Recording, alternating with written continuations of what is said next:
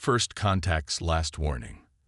The Meridian Council's flagship emerged from hyperspace at the edge of Earth's solar system, its crystalline hull gleaming under the distant sun. Supreme Commander Nexus stood on the bridge, his iridescent scales shifting colors as he observed the blue planet through the ship's quantum viewport. After centuries of watching humanity from afar, the time had finally come to make contact.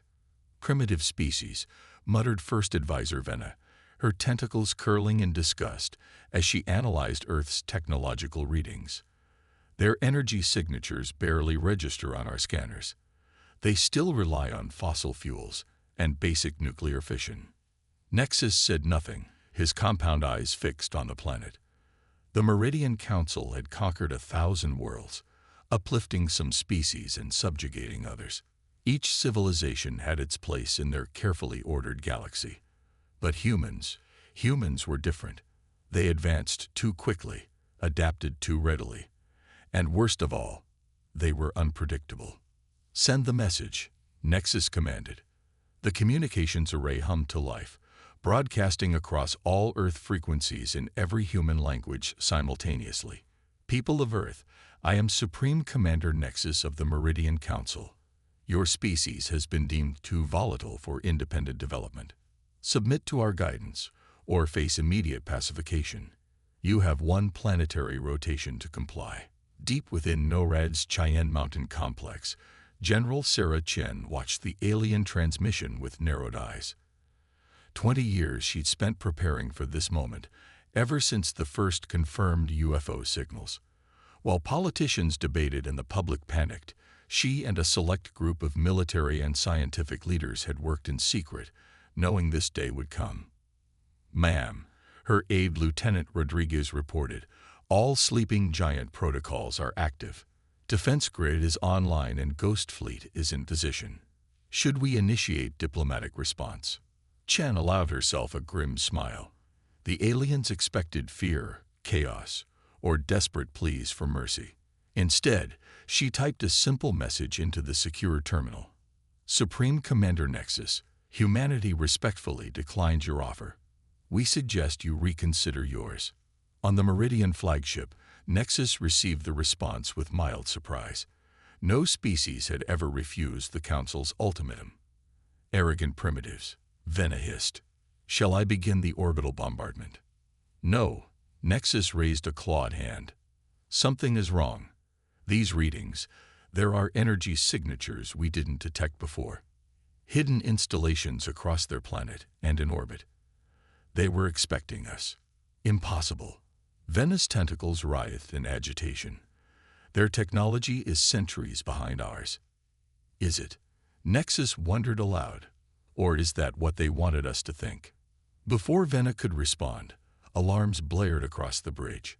Hundreds of previously invisible satellites revealed themselves, their weapons locked onto the Meridian fleet.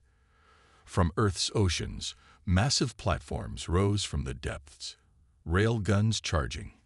And in high orbit, a fleet of sleek warships shimmered into view, their stealth systems deactivating in perfect synchronization.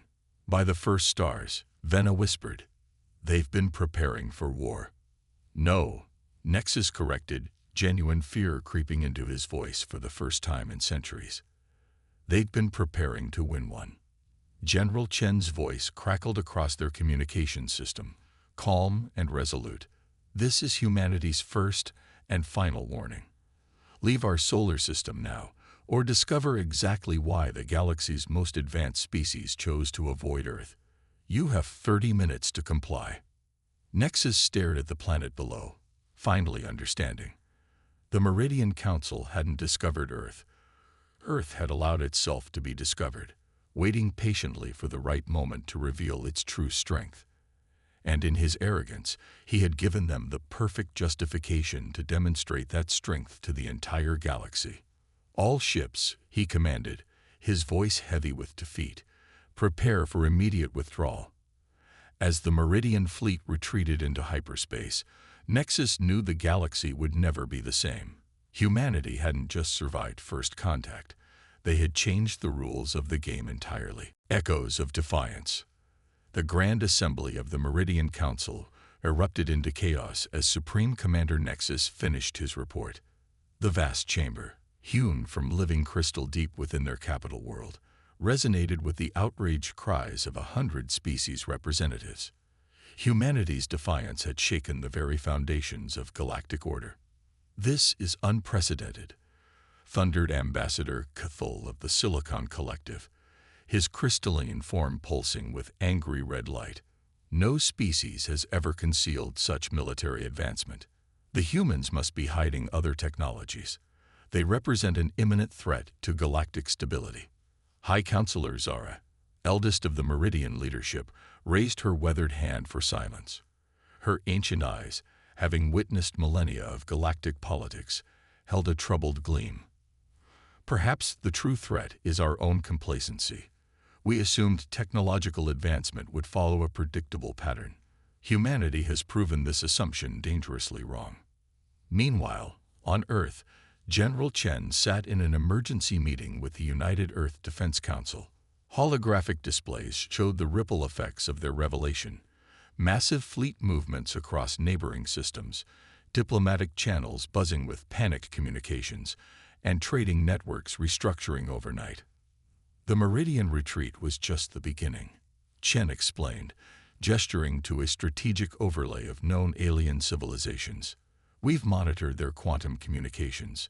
Every major power in the galaxy is reassessing their position. Some see us as a threat, others as a potential ally. All of them are afraid." Dr. Marcus Wong, head of Earth's Xenotechnology Division, cleared his throat. "We've already received 17 unofficial diplomatic overtures from various species. They're particularly interested in our stealth technology and quantum shielding. The Arcturus Federation has offered us membership in their defense alliance." "They're testing us," Admiral Helena Santos interjected, her hologram flickering from her command post in the Kuiper Belt. "Trying to gauge our true capabilities and intentions. The real question is, do we maintain our isolation, or do we engage with galactic society on our terms?" Before anyone could respond, emergency alerts flashed across their displays. Deep space sensors had detected massive energy signatures, the largest fleet movements in recorded galactic history. The Meridian Council was mobilizing, and they weren't alone. Back in the Grand Assembly, Nexus watched with growing unease as alliances shifted in real time. The Silicon Collective was already positioning its fleet along humanity's potential expansion vectors. The Arcturus Federation openly declared its support for Earth's independence. Ancient rivals found common cause in their fear of human unpredictability. "We cannot allow this chaos to spread," First Advisor Venna argued, her tentacles weaving complex patterns of distress.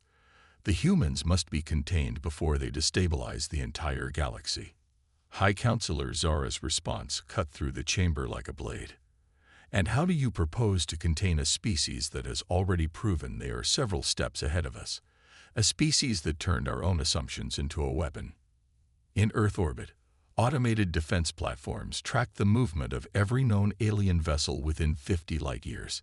Inside the Cheyenne Mountain complex, General Chen received the latest intelligence updates with grim satisfaction. Everything was proceeding exactly as humanity had planned. "Send the package," she ordered. Across the galaxy, in every major governmental and military installation of every spacefaring species, quantum-encrypted data packets appeared simultaneously. They contained detailed records of Earth's centuries-long preparation for first contact, the hidden technological developments, the carefully maintained facade of primitive development, and most importantly, the technologies they hadn't yet revealed. The message was clear: humanity had more cards to play, and they weren't afraid to show their hand. The galaxy would have to adapt to their presence, not the other way around. As the data spread, causing fresh waves of panic and reorganization, Dr. Wong approached General Chen privately. Was it wise to reveal even this much? Chen's smile held no warmth. The galaxy needed to understand that we've been playing a longer game than they imagined. Now they'll spend years wondering what else we're hiding, what other technologies we've developed that they can't detect. Sometimes the threat of the unknown is more powerful than any weapon. The next phase of humanity's emergence onto the galactic stage had begun. They hadn't just survived first contact. They had rewritten the rules of galactic diplomacy in a single move. And as alien civilizations scrambled to adapt to this new reality, humanity prepared to reveal just how deep their preparations really went. Breaking point. The Silicon Collective struck without warning. Their crystalline ships, beautiful and deadly, dropped out of quantum space at precisely calculated points around Earth's solar system. They expected to find humanity's defenses focused outward, toward the more obvious Meridian fleet movements. They were wrong.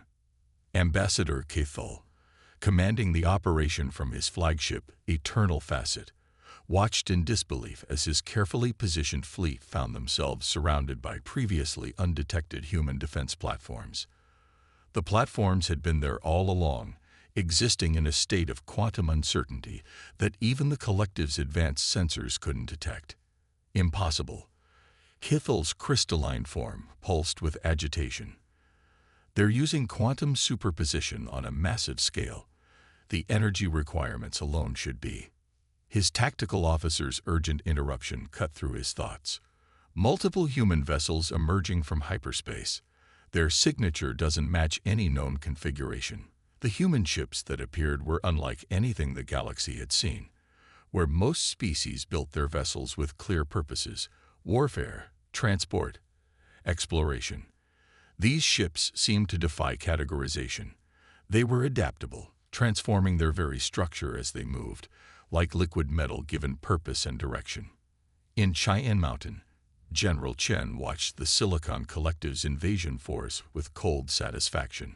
Operation Glasshouse is in effect, she announced to her command staff. Show them why attacking Earth was their last mistake. The defense platforms activated simultaneously, not firing weapons, but instead generating intersecting fields of quantum distortion. The crystalline ships of the Collective found their molecular structure becoming unstable, their usually perfect forms developing microscopic flaws that spread like cracks in ice.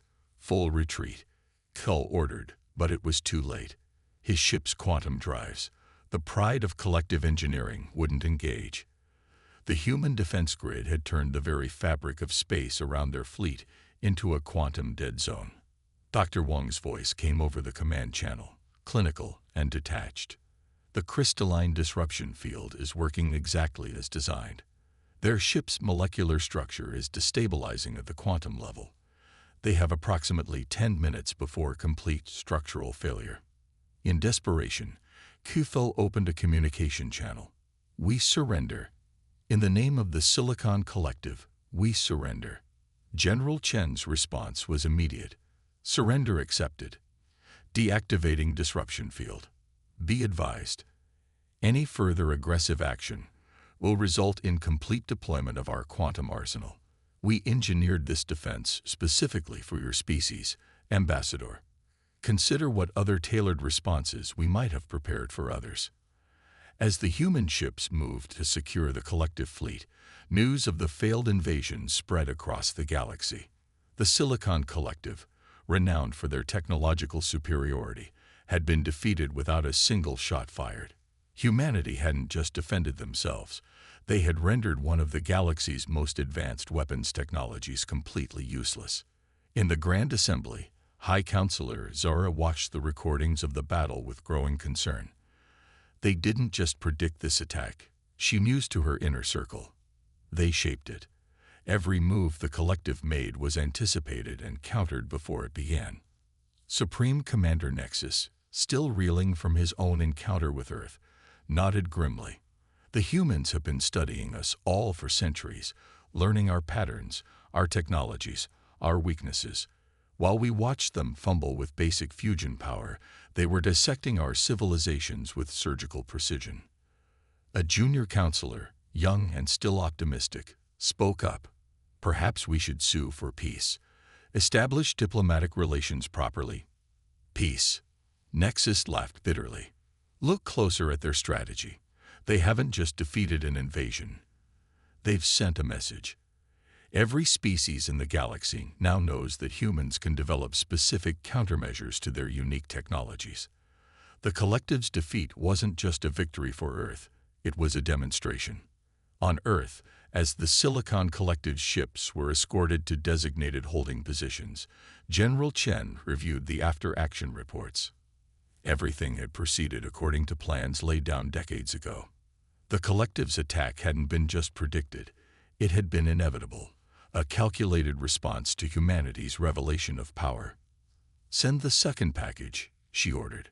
Across the galaxy, new data packets appeared in alien networks. This time, they contained detailed analyses of the Silicon Collective's weaknesses, proving that humanity had understood their technology better than they did themselves. The message was clear. Earth wasn't just ready for war. They had already won it, long before the first shot was fired. Now the galaxy had to decide: continue escalating toward mutual destruction, or accept a new order with humanity as equals. The Coalition's gambit. Deep in the Orion Arm, aboard the ancient space station known as the Nexus of Nine, representatives from the galaxy's most militant species gathered in secret. The station's quantum dampeners hummed, ensuring their plans wouldn't reach human intelligence networks. War Marshal Kraz of the Hegemony slammed his armored fist on the obsidian table. The humans must be stopped now, before they become too powerful. The Silicon Collective's defeat proves they've developed countermeasures for each of our species. But that's precisely why we can't act individually, countered Archon Vesna of the Quantum Concordat, her energy form flickering with calculation. We must strike together, overwhelming their defenses with too many vectors of attack to counter simultaneously. The gathered leaders represented civilizations that had been enemies for millennia. Yet fear of human potential had accomplished what countless peace initiatives couldn't. It had united them. On Earth, in a secure chamber beneath the Pacific Ocean, General Chen reviewed the latest intelligence with her inner circle. Quantum sensors had detected the gathering at the Nexus of Nine, despite their precautions. As always, humanity was steps ahead. "They're forming a coalition," Admiral Santos observed, her hologram shimmering in the underwater command center. 9 species, each with unique technological advantages. They think numbers will overwhelm our specialized countermeasures. Dr. Wong pulled up a tactical display showing fleet movements across the galaxy. Their strategy is sound. From their perspective, the Silicon Collective failed because we had specifically prepared for their crystalline technology. They believe multiple attack vectors will stretch our defenses too thin. General Chen's smile held no warmth. Activate Project Prometheus. Across Earth's solar system, hidden installations began powering up. Orbital platforms shifted, revealing new configurations. And deep within Jupiter's atmosphere, something massive stirred to life. The Coalition's attack came 3 days later. 9 fleets dropped out of quantum space simultaneously, their weapons already charging. Hegemony warships led the charge, their hulls enhanced with quantum concordat technology. Behind them, the living ships of the hive mind spread out in fractal patterns, while the energy beings of the Plasma Collective formed a deadly web of destructive potential. "All ships, commence attack," War Marshal Kraz commanded. For the future of the galaxy. But Earth's response wasn't what they expected. Instead of activating defense platforms or launching counterstrikes, every human installation went dark. The entire solar system seemed to power down. "What trickery is this?" Archon Vesna demanded. Her answer came in the form of a quantum ripple emanating from Jupiter. The gas giant's atmosphere began to glow, and then, impossibly, started to collapse inward. The Coalition fleet watched in horror as humanity's true superweapon revealed itself. "By the void," Kraz whispered. "They've built a controlled artificial quantum singularity." Project Prometheus was a human-made black hole, carefully contained within Jupiter's mass. As it activated, it began selectively pulling at the quantum fields that powered the Coalition's ships. Their advanced technology, which they had thought would overwhelm Earth's defenses, became their greatest weakness. Dr. Wong's voice echoed across all Coalition communications. "Your quantum drives, Your energy weapons, your very shields, all rely on manipulating space-time. We've spent centuries learning not just how to counter your individual technologies, but how to turn the fundamental forces you depend on against you. One by one, coalition ships found their systems failing as the quantum singularity disrupted their core technologies. Those that tried to flee discovered their quantum drives wouldn't engage. Earth had turned Jupiter itself into a trap, using the coalition's own advanced science to render them helpless. General Chen opened a channel to the paralyzed fleet. You assumed we would try to counter each of your technologies individually. Instead, we went to the source, the quantum foundations that all your civilizations built upon. Surrender now, or discover what else we've learned while you thought us primitive. In the Nexus of Nine, the remaining coalition leaders watched in stunned silence as their invasion force was neutralized without a single shot fired. Humanity hadn't just outmaneuvered them.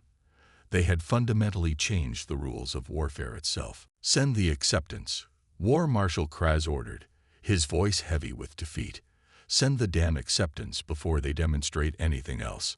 As the coalition fleet surrendered, Dr. Wang approached General Chen privately. Should we show them the rest? Chen shook her head.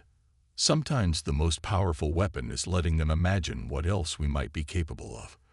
The galaxy needed to learn that attacking Earth wouldn't just be met with resistance, it would be met with revolution. Architects of Tomorrow. The Grand Archive, humanity's most closely guarded secret, lay beneath the Mariana Trench. Here, in vast chambers protected by quantum fields and the ocean's crushing depth, General Chen walked through holographic displays of Earth's true history. Each projection showed a different encounter with alien civilizations, encounters that officially never happened. The first ship crashed in 1947, she explained to the assembled galactic representatives. Not in Roswell. That was a convenient distraction. The real crash site was in the Antarctic. The pilots survived long enough to warn us about what was coming. The alien diplomats, still shaken from humanity's display of power, watched in silence as centuries of hidden history unfolded before them. The holograms showed recovered alien technology, secret first contacts, and most importantly, the systematic way humans had prepared for their emergence onto the galactic stage. Dr. Wang stepped forward, gesturing to a timeline that stretched across the chamber. We learned early on that the galaxy wasn't ready for us. Your civilizations had developed along predictable paths, following the same technological progression for millennia. But humans, we were different. We developed technologies in the wrong order, approached problems from unexpected angles. High Counselor Zara, representing the Meridian Council, spoke softly. You chose isolation, not out of fear, but strategy. We chose survival, Admiral Santos corrected. Each crashed ship, each secret contact, showed us how the galaxy would react to a species like ours. So we built our entire civilization like a fortress, hiding our true development behind a facade of primitive technology. The holographic displays shifted, showing vast underground cities, orbital shipyards hidden in dimensional pockets, and research facilities scattered throughout the solar system. Earth's apparent technological level had been a carefully maintained illusion, a shield hiding the true scope of human advancement. In orbit, the captured coalition fleet watched as Jupiter's quantum singularity was carefully deactivated, its energy folded back into controlled spacetime. Project Prometheus had been just one of many contingencies, each designed to counter specific threats while concealing humanity's true capabilities. But why reveal yourselves now? Asked Arkshan Vesna, her energy form pulsing with curiosity. Why not continue your development in secret? General Chen's answer was simple. Because the galaxy is changing. The old order, based on predictable progression and controlled development, is breaking down. We didn't emerge to conquer. We emerged to stabilize. The holograms showed new projections, gathering storms of interstellar war, civilizations on the brink of collapse, and threats from beyond the galaxy's edge. Humanity hadn't just been preparing for first contact. They had been preparing to reshape galactic civilization itself. "We've watched your civilizations fight the same wars, repeat the same mistakes, for thousands of years," Dr. Wong explained. "Your technology advanced, but your thinking remained linear. Earth chose to reveal itself now because the galaxy needs a new perspective, one that combines your established wisdom with human innovation." In the Nexus of Nine, now open to human observers, War Marshal Kraz reviewed the data Earth had shared. Every conflict, every crisis his analysts had predicted, had already been anticipated and planned for by humanity. They hadn't just outmaneuvered the coalition. They had been playing a longer game than anyone imagined. "Your civilization," High Counselor Zara observed, "is built like one of your games of chess. Every move planned generations in advance, every piece positioned with purpose." "Not chess," General Chen corrected. "Go. A game where territory and influence matter more than individual pieces. We don't want to rule a galaxy. We want to help it evolve." As the diplomatic summit continued, Earth's quantum networks detected the first signs of the threats they had prepared for. Beyond the galaxy's edge, something ancient and terrible stirred. The time would soon come when the galaxy would need humanity's unique approach to survival.